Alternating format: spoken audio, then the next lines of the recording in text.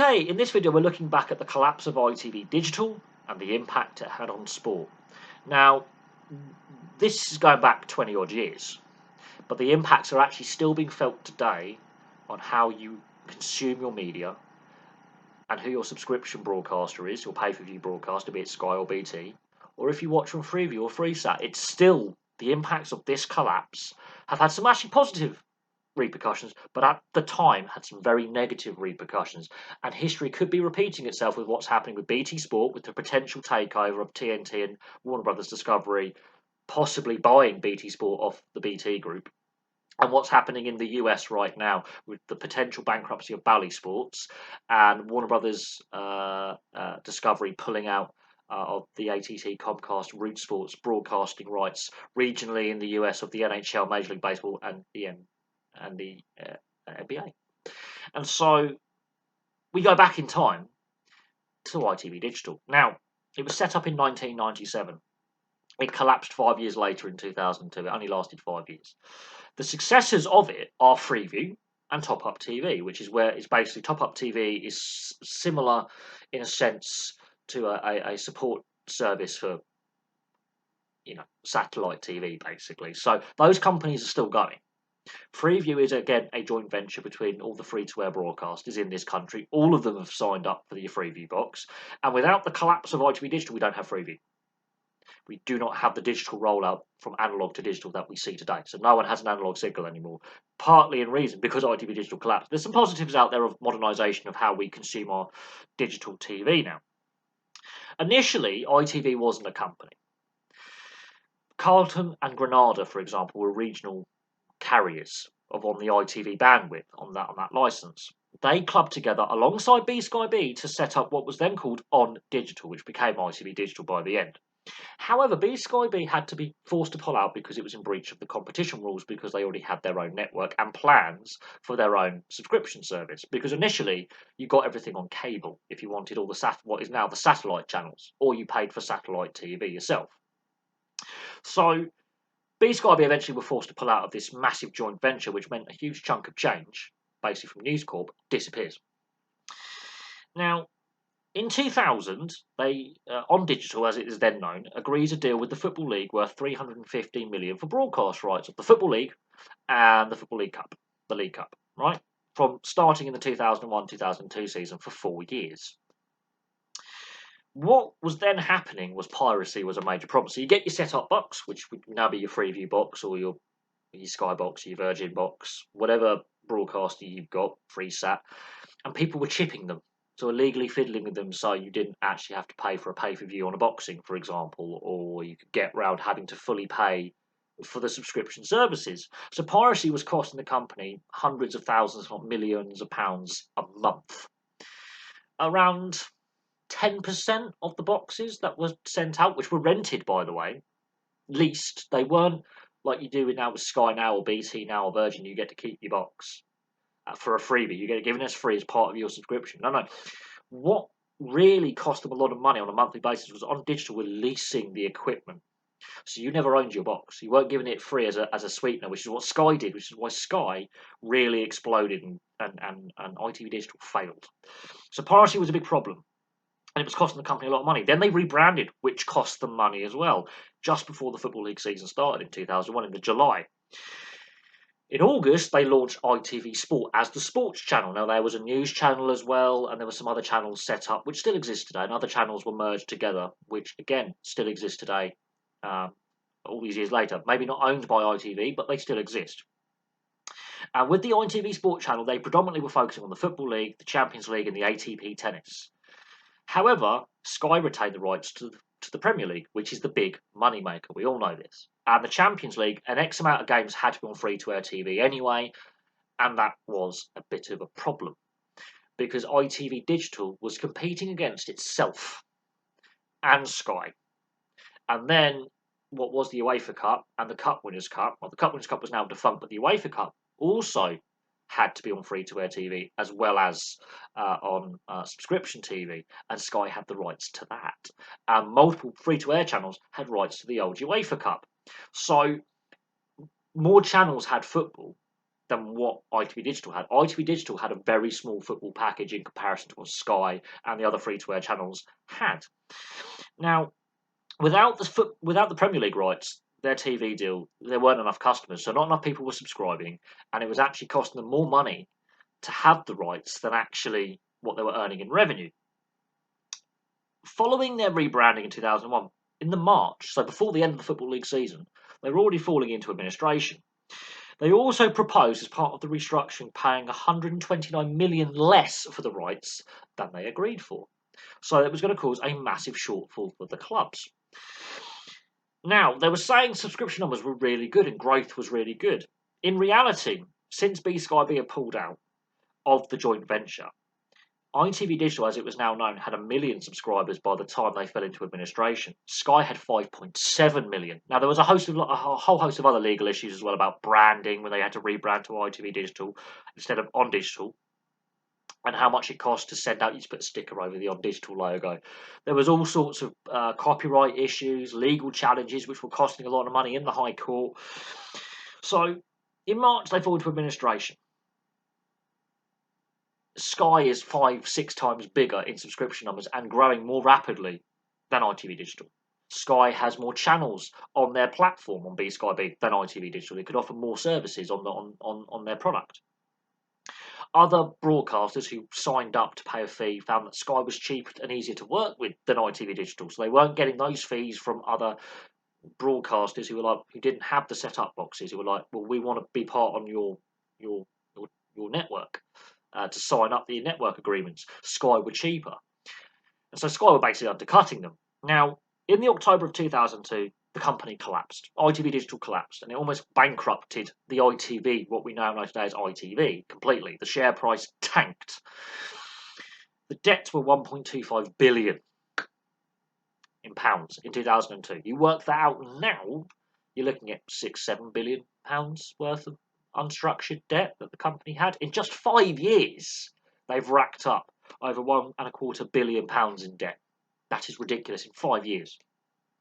Now we look at the effects on sport. It was predominantly on football because the ATP tennis was picked up by Eurosport for nothing, basically, and Eurosport went, yeah, okay, we can broadcast this, and Eurosport's still going now, so obviously something worked right. ITV Sport is now just the sports arm of ITV that does all the sports broadcasts. It's not a separate channel. So they salvaged what was left of the broadcast equipment, and the presenters like Ali McCoist, for example, still works. Clive Tilsley, for example, fantastic. So they salvaged a lot of their staff and equipment, and that's now just the ITV Sport arm of ITV. But the effects on football. So immediately, Bradford City go into administration as soon as the company collapses. Within a handful of months, within about a few months, Barnsley go into administration. And I've covered both these clubs in the Football Club history videos. In total, 14 clubs, in part or in full, due to the collapse, fell into administration. 14 clubs out of 72. It's about a fifth of the Football League. Basically, were buggered because they weren't receiving the money owed to them. Now, Sky bought the remaining rights to the Football League on the remaining package for 90 million. So they completely undercut what ITV were going to be paying. ITV Digital were going to be paying. Now, that meant a reduction from 2 million per season in payments to the clubs to 700,000, which is why 14 clubs went belly up. Now, the reason why I'm doing this video is right now in America, 2 broadcasters are facing going out of business, basically. Well, one's pulling out for financial reasons to avoid bankruptcy, and one is basically facing Chapter 11, possible Chapter 7 levels of bankruptcy, which is big shit. So Bally Sports is basically going bankrupt. And Warner Brothers Discovery, who own AT&T, Comcast and Root, which are, again, regional carriers, similar to ITV Digital, basically, are pulling out. The interesting thing is, Warner Brothers Discovery and TNT, which also is another American broadcaster, and Comcast, who own Sky B, ironically, they're buying into the UK sports market. So BT Sport is going to disappear off our screens and be completely rebranded, very similar to what happened to ITV Digital. It's a joint venture. You see the worry here. Also, within a few years of ITV Digital going bust, Setanta went bust. So within 4 years of ITV Digital's collapse between 2002 and 2006, 14 clubs go into administration in English football. Setanta comes along and plugs a bit of the gap, right? and I'm going to cover what happened to Setanta and the impacts on football and other sports in another video. But Setanta come along, they also end up in a similar situation where they go bankrupt because they overextended themselves. Now, they weren't a British company, they were an Irish company. ITV Digital was a British joint venture company.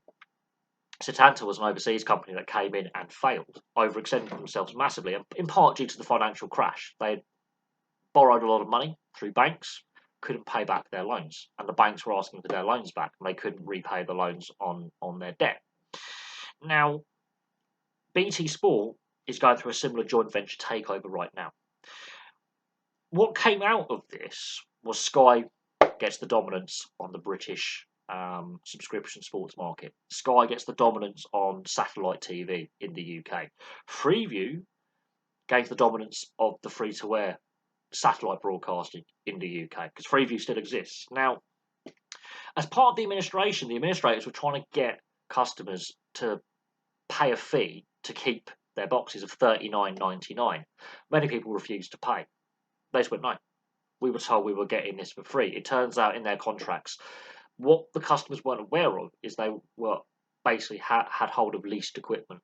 It wasn't theirs for free, which is another reason why Sky gained so many subscribers, is they realised if they gave the subscribers a free Sky box, rather than force them to pay a rental for it, and some of the ITV Digital subscribers didn't realise they were paying a rental on top of their monthly bill, they could get more subscribers and undercut their rival that they helped set up.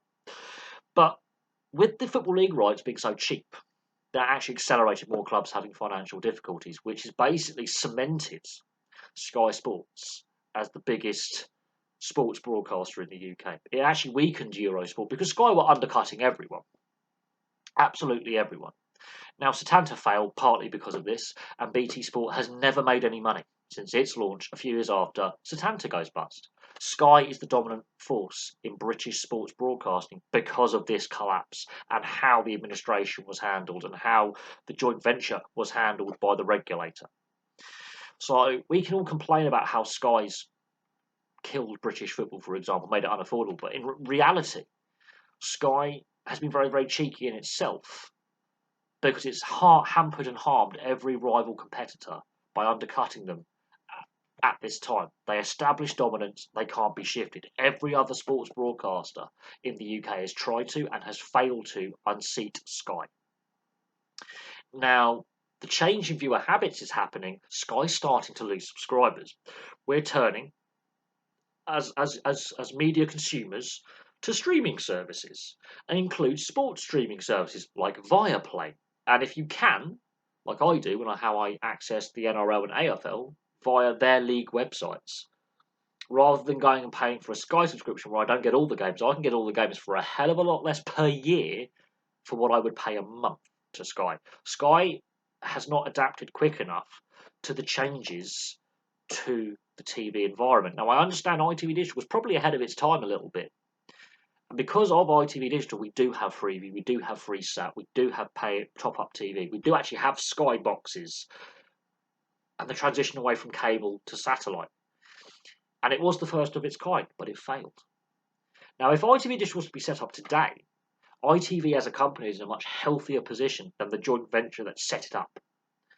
ITV would be in a much healthier position to challenge the likes of Sky and to challenge the likes of BT Sport and Viaplay and Premier Sports, because it already does have its streaming arm as well as its terrestrial TV.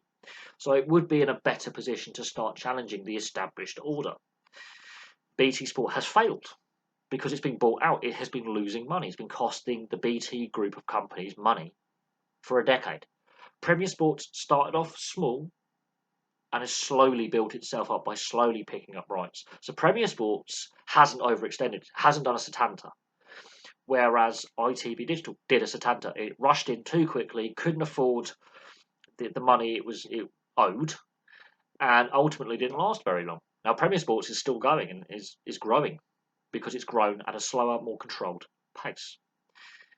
It's brought in a Viaplay as its digital online arm, and a great merger. It's two companies that have merged together and again have done it at a more controlled pace. BT Sport was set up by an internet company and a phone provider, and it hasn't worked. Has not worked. It's costing the company money, which is why your internet and phone bills keep going up, because it's costing BT money. It's hemorrhaging money. It's not profitable. It never has been. Sky, however, are starting to feel the pinch as well. So we'll see what the sports TV landscape looks like, because our viewing habits are changing. People are cancelling their subscriptions. People are unhappy with how much we've got to pay and the quality we're getting in return. It has declined. I think Sky have got a little bit complacent, and then COVID woke them up. So we'll see what happens going forward with the future of BT Sport and if the takeover deal takes place. The growth of Premier Sports and Viaplay seems to be growing rapidly.